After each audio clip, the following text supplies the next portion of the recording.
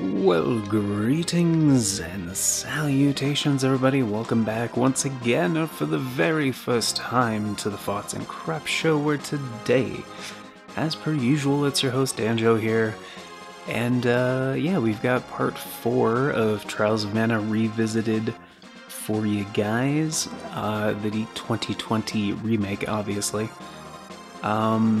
And for this episode, I thought, it might be a nice little treat for everybody at home to actually switch the voice acting back to English. And I think today is the original BGM day.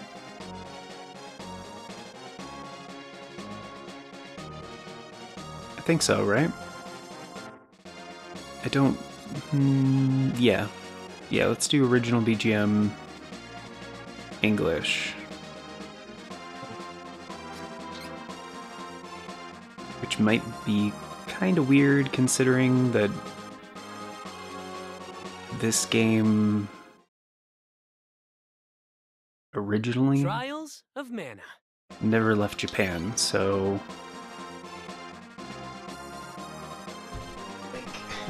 the English voice acting with the original Super Famicom music, it's about to get weird. It's about to get real weird. Yeah, I hope you guys are having a great day. I'm doing alright today. Didn't sleep too great. Having a lot of stuff, but I it's fine. It'll be okay. I firmly believe it'll be cool. I'm excited to be getting back into this. I had a lot of... Wait, what was I talking about?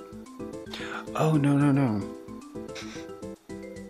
That's not what I was gonna say. That's what I was gonna say. I had a delicious fish sandwich earlier, and it was very satisfying. Oh, we have to stay at the inn, right?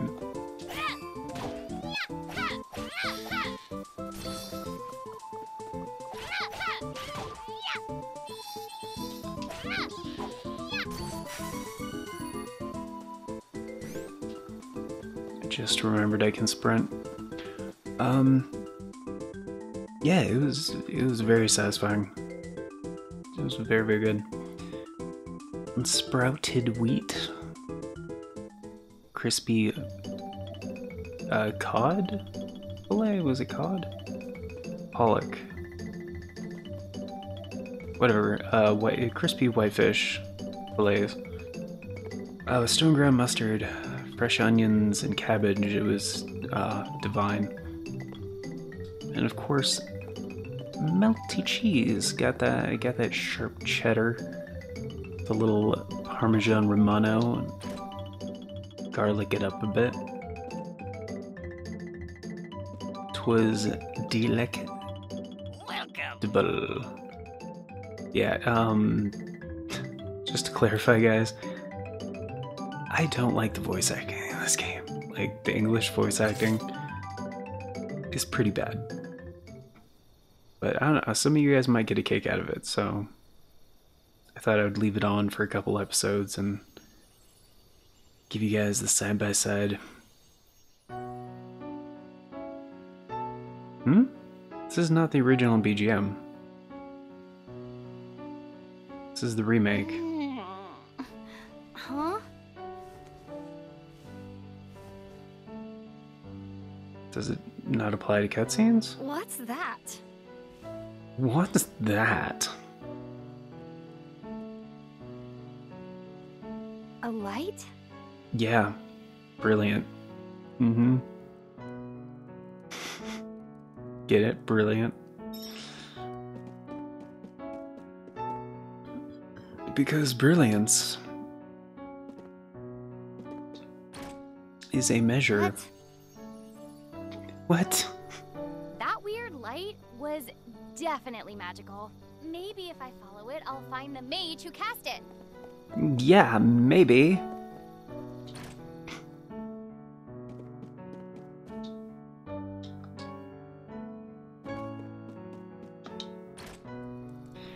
Like, yeah, I don't know.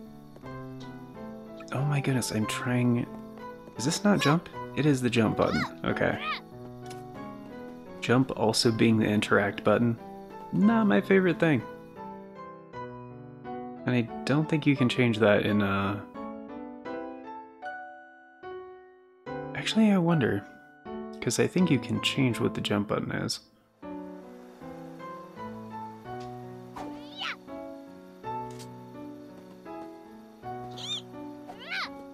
Ugh. The way Angela does that, like, squeak thing when she jumps, I hate it. It's the worst. It's like... It's very unfortunate because it's like my favorite character, gameplay-wise and story-wise. And my least favorite voice acting performance. Maybe this is the original. Oh yeah, it does have a different tone to it, huh? How did they get piano like that on the Super Nintendo? Whatever. It sounds like a little too good for Super Nintendo, you know what I mean?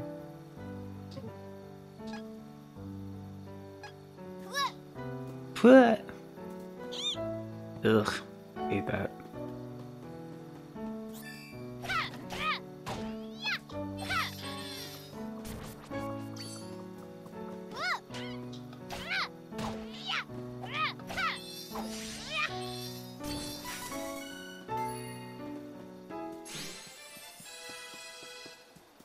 Yeah.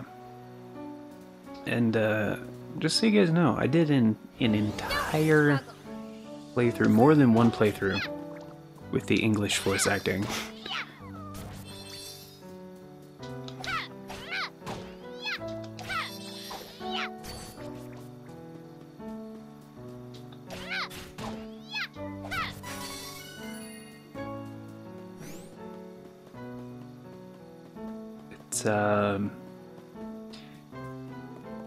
It's a little grating.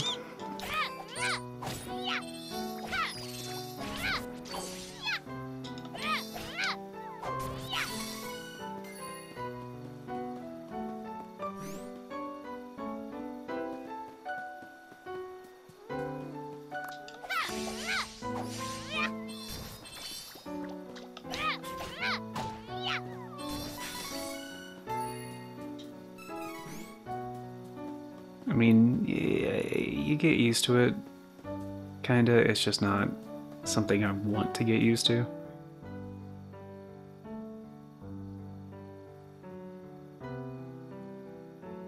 I probably won't actually leave it on for, like, even a full episode.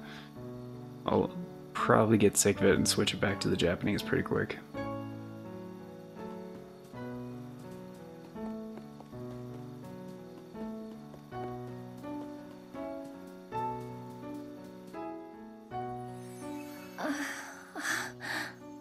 Fairy's not bad though. She's like you hurt? decent. It's still not great, but I'm all right. Oh, who are you? I'm Angela, a magician from Altena. I saw the light from Astoria's Inn.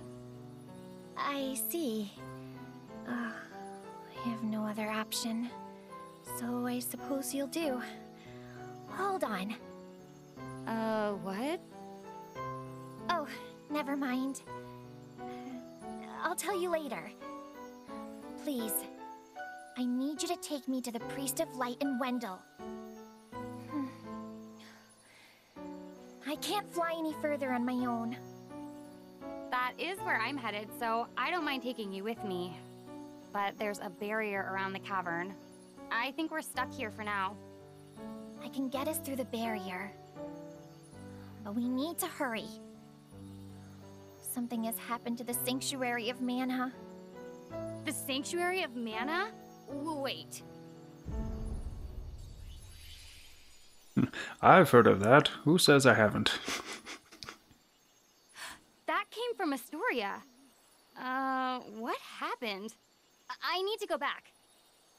Oh, we need to get going. Let me rest inside you for a bit.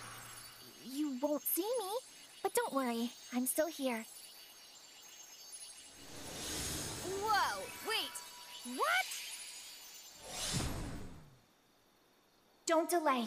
We must see to Astoria. Ah! Her voice is in my head? Hurry! Fine. Yeah.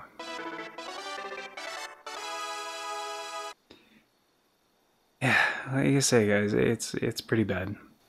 So, why are you heading to Wendell? I don't know what to do anymore. I'm looking for answers. Oh, I see you haven't had an easy time yourself. Yeah, Fairy, not so bad. Like passable voice acting, you know? Like, for Angela, I just wonder, like, was it a favor to somebody that she got that part? Like, honestly, did they just run out of auditions? And, like, how? You know? Because, like, there's no way a casting director would, like, go with that for, like, a big production. Like, and by big production, I mean, like, a main IP from Square Enix. Like, that's kind of a big deal. Granted, like, internationally, I don't think Seiken Densetsu was, like, ever a big deal, really, but in Japan it was, and Secret of Mana had international acclaim. Like, it's a fairly big deal. Like, I think Square Enix is just a little too hasty about putting all their eggs in certain baskets and shit, and then completely ignoring other games that they don't think will be as profitable. Like, I would say, like, Final Fantasy gets preferential treatment, but not even all the time, you know? Because, like, Final Fantasy Crystal Chronicles Remastered is still in shambles. Granted, it's a Final Fantasy spin-off, but like, even some of their big remasters, like, have huge glaring problems, and they don't give a shit. They just don't seem to care, you know? They're like, well, why fix a game when we're not going to sell a bunch more copies? It's like, okay, granted, most of the time they're only looking at projections from sales from the first, like, week the game is out, right? The rest of them, it's minimal, right? There's a lot to be said about doing a half-assed approach, like, very consistently.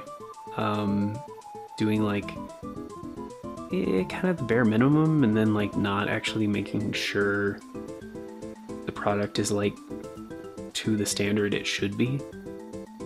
And in a lot of cases that results in the re-release not even being as good as the original. Like, it's baffling, like, so freaking baffling. And here's the thing, this is a Square Enix game. I'm gonna rant a little bit about Square Enix because I have several examples, okay? About the re-release problem not being as good as the original, or having glaring issues where they just don't consider feedback at all, apparently. And some of my favorites, right? Because Final Fantasy Crystal Chronicles Remastered, not a big deal, right? Like, it's a spin-off. It was a less popular spin-off. The fact that we even got a remaster of it, kind of a miracle. But yeah, a lot of people, like, prefer the original over, like, the remaster for a couple of reasons, and I'm not going to get into all those right now. Just look around online.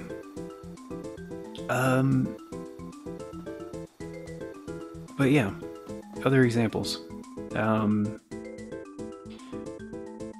Oh, where to start? Even just in this series, the Secret of Mana remaster, I don't think they ever like put in the work to make it good. Adventures of Mana, the remake of the first game. What happened? On iOS Where is and everyone? Vita, I think. This looks It's like the no, work of definitely Beastman. Vita.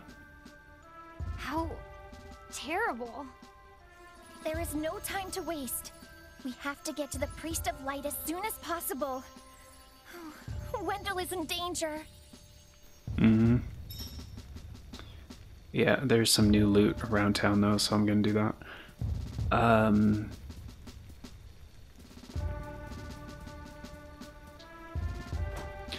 Okay. Let's see. Or just when they fail to do a re-release, like for Final Fantasy 1, 2, and 4, the 20th anniversary editions. They were on the Vita, and they were critically acclaimed as pretty much being the best versions of those games.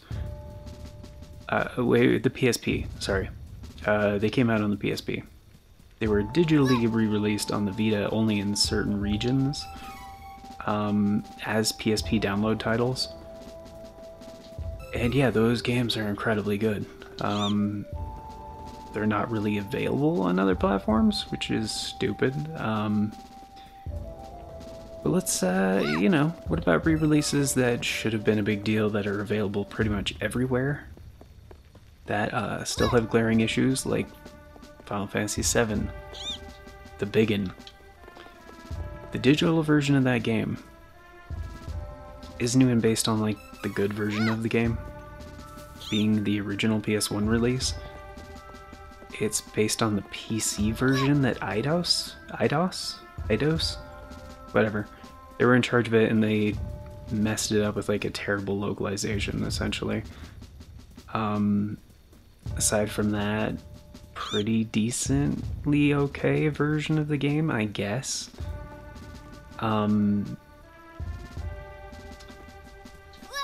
Let's, how about Final Fantasy IX? In my opinion, the best Final Fantasy. Mainline Final Fantasy. And, the digital version, it was very surprising and appreciated that it even came out. But, a few things. There's no analog input in the game. You can use the analog stick, but it's essentially mapped to the D-pad. So all of your inputs are actually digital inputs. You don't have 360 degrees movement. You also don't have like tilt to walk, like full tilt to run.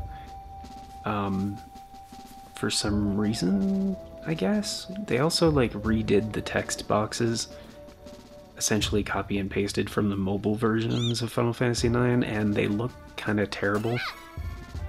Because the original text boxes were they were designed in a way with the resolution in mind and the art style in mind to where it blends into the game seamlessly and adds to the art style. It's not just a basic ass text box, you know?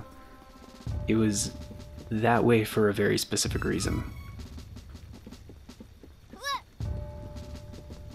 What else? There's more. Oh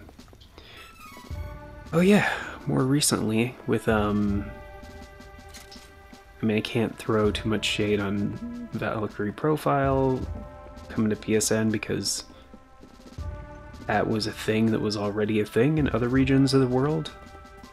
Like, I think the European region and Japan already had the PS1 Classic on PSN for like years. Never came to North America.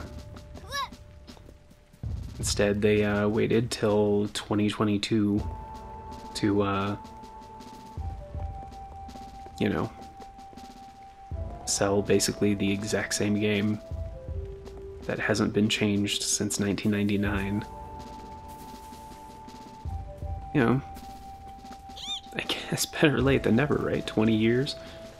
It's not a big deal. But yeah, Valkyrie Elysium. We finally made a new game. Essentially a new mainline entry to follow up to Valkyrie Profile 2 from 2006? 2005? One of those two. And it was like the lowest effort action RPG project I've ever seen from a big developer slash publisher. Like, it was terrible. Like, functionally, I guess it was okay. Like, the fundamental mechanics were pretty bad. Graphically, it was meh. Like, story-wise, it's like they fired all the writers and just, like, had AI write the game, honestly. Like, it's like, yeah, those fake news articles you see, like, that are just, like, early AI constructed. Like the "does Bruno Mars is gay" kind of thing. It's that level of bad. It's that level of bad. It is atrocious. It makes no sense. There's no character development. It's the most trite, regurgitated, just a drivel. Absolute fucking drivel. Yeah. And I was excited. I was incredibly excited. Before it came out, I said, aside from Elden Ring, this is my game of the year, 100%. That was with Pokemon in mind. And to me, rarely does anything top Pokemon. Like, for levels of hype, or just like, I'm a diehard Pokemon fan.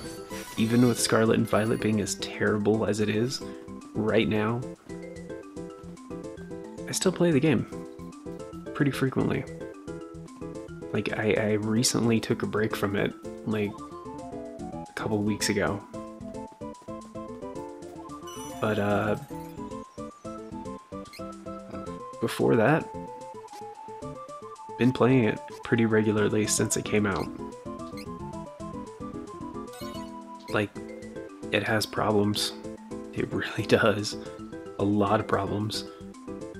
But at its core, it's a good game. Like, and yeah. Like, it comes down to technical problems. But hey, like, it even got an award for, like, best script. I forget from who, but they don't mean script as in the script, the programming language the game runs on, because there's no way it would win in that category at all. You know, I will leave the English voice acting on for the rest of this episode. We got like 10 minutes left. I'm switching it back after this, though. Patient. Give me a moment. I'll get rid of the barrier. Yeah.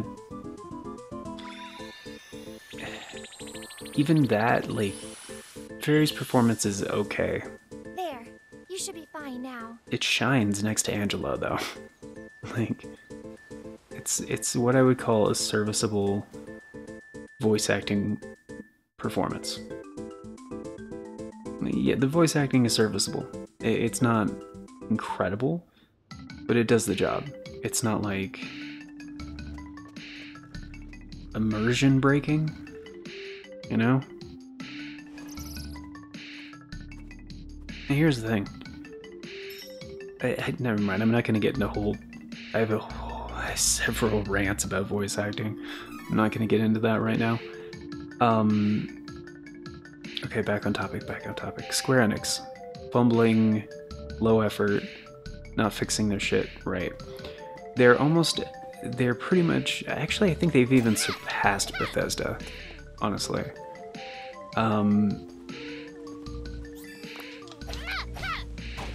And it just goes to show, like,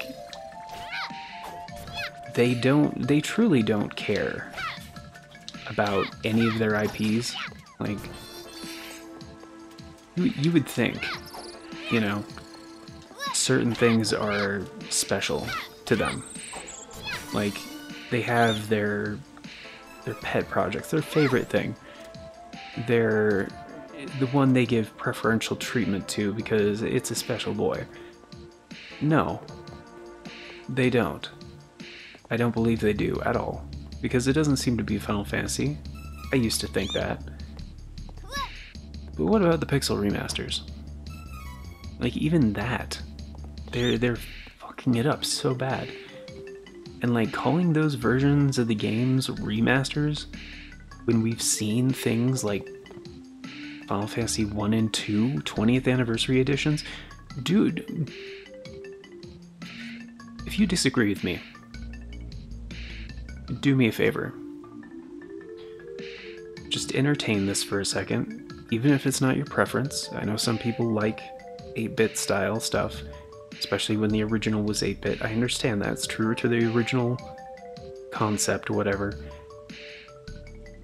Do me a favor though, look at the PSP version, which is the only version, I think. The 20th anniversary of the original Final Fantasy game. Make sure you have audio. Like, listen to it as well. Because the soundtrack completely, not just remastered, rearranged new versions of the songs in like basically DVD quality audio. And then look at the Pixel remasters of this, well, just the first one of the first game. Like, if you prefer the Pixel remaster, that's totally fine. Especially like if you're nostalgic for the NES era, I get that. I get that. Personally, I have a lot of opinions that are influenced by nostalgia that I know are just opinions. I'm not gonna try to say like, oh hey, this is better, or oh hey, this is like really good. Because I know I'm biased, you know? So like,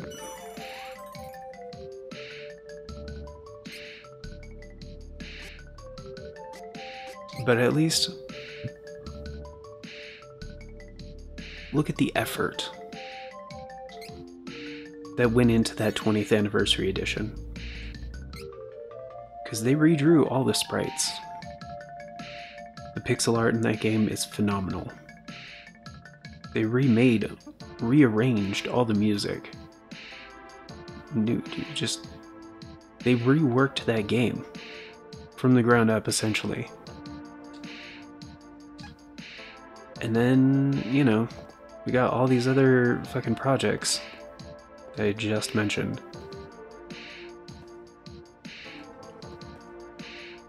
Like, and many of them are probably never gonna get fixed. Because either they don't care about the input of their customers.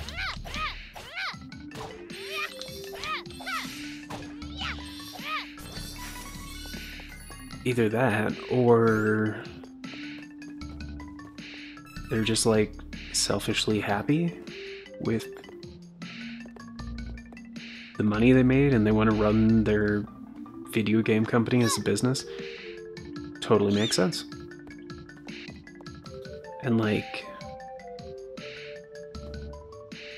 I'm sure there are probably customers that are okay with that kind of thing. Where they're just like, oh, yeah, I bought it, I played it on my platform that I enjoy playing on. It was pretty good. And that's it. You know, they're like satisfied enough, and they're not going to be critical, or as critical maybe as they would a different project that they have no bias for, or a different company that they have no bias for. And they'll just be like, yeah, let's do more. Because some people are totally fine, and I know people like this. Some people are 100% okay with quantity over quality. Like, if they're getting games frequently, like, they're happier with it.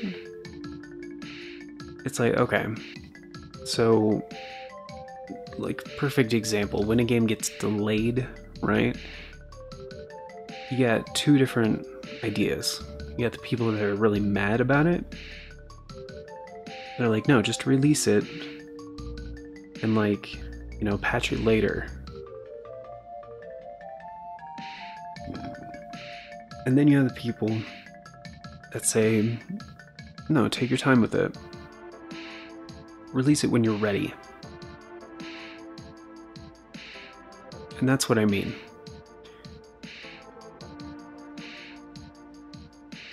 The first example would be like a quantity over quality person. The second example would be somebody who prefers quality over quantity. So, but here's the thing. If they release the game, depending on the publisher, depending on the developer, all that stuff, they might have no reason to patch the game. If it sells well, if they got more, you know, if they're pumping out a lot of games, you know, like if they need to reallocate resources to the new thing, like if that's what's making them money, like if that's what their analytics shows, it's probably what they're gonna do, as long as they can stay in business, and that's what people apparently want according to the numbers.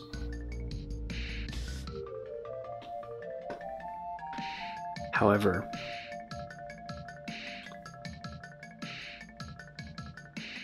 that's kind of exactly what they've been doing. They occasionally will patch one of their releases and then not even make sure it's fixed. They'll do like a shrug, like, I tried, you know? And then just move on, because financially it doesn't make sense for them to keep patching this game and listening to feedback and all this other stuff. But they are so tone deaf. And like, people act like the Pokemon Company is the only guys like doing this thing where they're like tone deaf to the fans and all that stuff, and releasing like games that are not up to expectation. No, Square Enix, they do it all the time. All the time. And honestly, I like Sword and Shield. I like Sword and Shield a lot. A lot of people shit on that game, especially when it first came out. Some people came around later, after a couple patches and blah blah blah. But it's a great game in my book. It's incredibly good.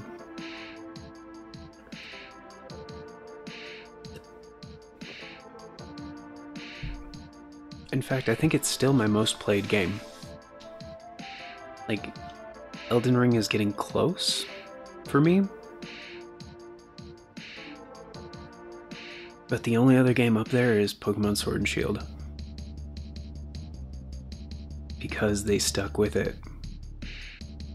And I guarantee you Scarlet and Violet's gonna get to that point too. Because they're gonna put in the effort into having this game be good. That's the difference. They have one focus for the next couple of years. They're gonna do other projects for sure, but they're going to keep supporting this game. Literally, Sword and Shield got support pretty much once a month for the 3 years after it came out. And it's a great game that people still play. Like, for me, Square Enix is not the Squaresoft from the 90s. They are not at all holding themselves to the same level of quality in any for any stretch of the imagination. Like, and that's the unfortunate difference, is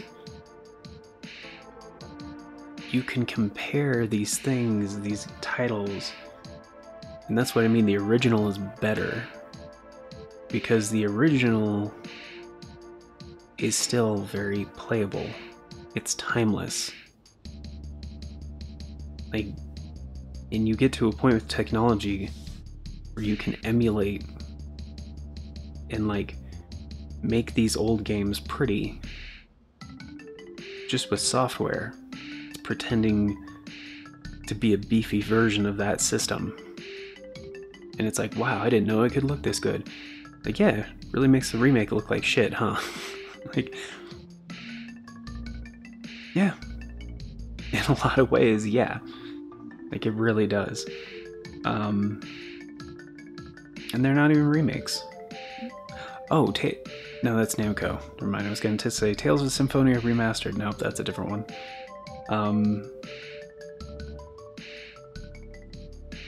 But yeah, that's pretty much it. So, yeah, I'm just gonna leave it alone for now. Thank you all for being here, guys. Greatly appreciate it.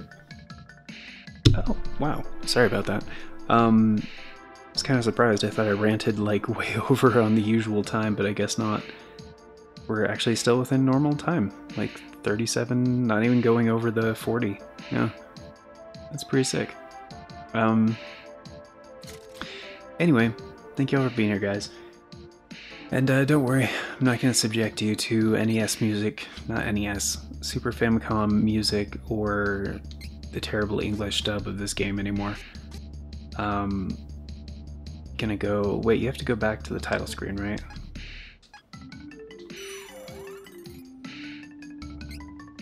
Let me just make sure.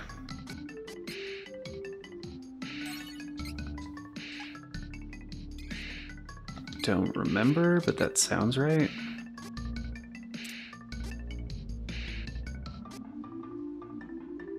Oh, I forgot I'm playing on hard, wow.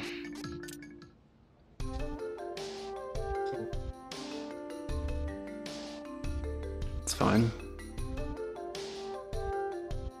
Yeah, we gotta go back to the title screen, so okay. Kinda sucks you have to completely back out of the game in order to change the voice option, but whatever. Seiken Densetsu 3 Trials of Mana. And here's the thing too, like there's a lot to be said about a game's art direction. Like, look at that. Look at that. Freaking... I forget the artist's name, but the lead artist for Seiken Densetsu. Wonderful. Like, absolutely fantastic. And this is like... It is so close to how the characters actually, like, look in-game. Like, the art style is captured pretty damn well. Honestly. Like, pretty damn well. Yeah, this was a 2020 game. Like, more recently we've got more, like, anime-esque video games that, like, capture the art style really well, like DBZ Kakarot and Trials of the... Wait, Tales of Arise. But yeah, this was at a time when I guess nobody was really expecting this game. Like, much less, like, nobody was really expecting it to be good?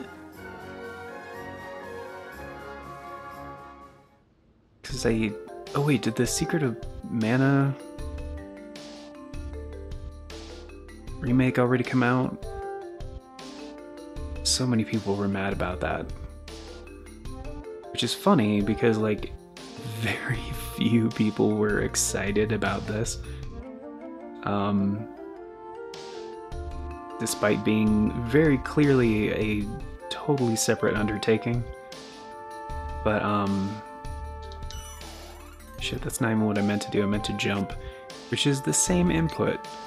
Oh yeah, that's what I was gonna check. See, that's so much better. Pause menu options, control settings, jump.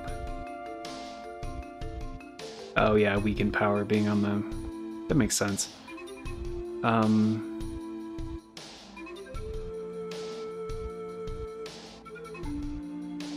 mean, I guess I would put jump on triangle instead.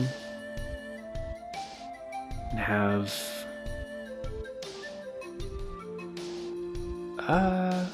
should I just swap those, or...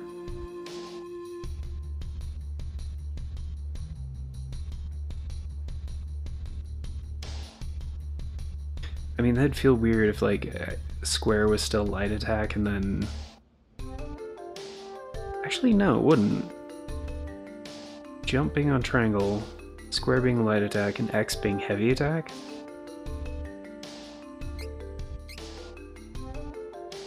Huh? Oh, you gotta do left and right to, like... Okay, alright. I'm just curious, does that also change what confirm is, or...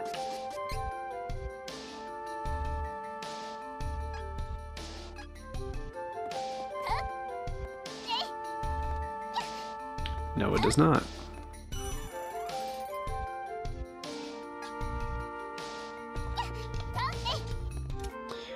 I actually kind of like that better. Because there are definite times when I'm running around and like I'll be running and jump and like I'll stop because I accidentally interact with something that I didn't mean to. So that's that actually makes more sense. Oh my goodness, I forgot about that. You can dodge in midair. Totally forgot about that. And see, that feels better too. Because you can, I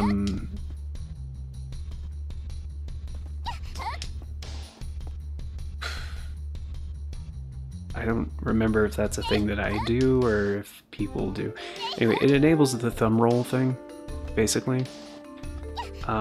So it's a little different from, like, you know, Elden Ring, FromSoft, those kind of things, where I guess Sekiro and Elden Ring, because usually I'll have like dodge / run on circle and then jump on triangle, and so you can easily like press circle and hold it and then just kind of, you know, lay down the rest of the thumb to like get that thumb roll.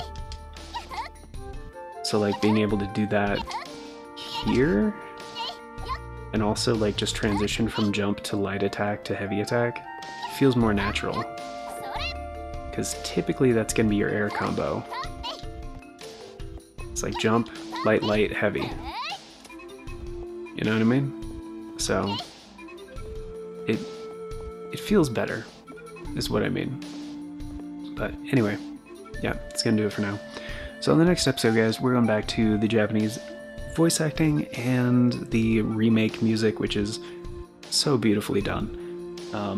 But yeah, thank you all for being here. Greatly appreciate it. And of course, before we get going, a very special thank you going out to the current Farts and Crap Show members, which at the time of recording is Novelstraconis. But if you want to be incredibly awesome and support the show a bit more directly, like Novelstraconis, check out the join button down below. Tier start at $3 a month. It's only 10 cents a day. Gets you into all the basic stuff, including getting to vote in the series that get made on this channel, just like this one. So if that is something you guys want to get in on, yeah, you can do that for $3 a month. So anyway, it's gonna do it for now.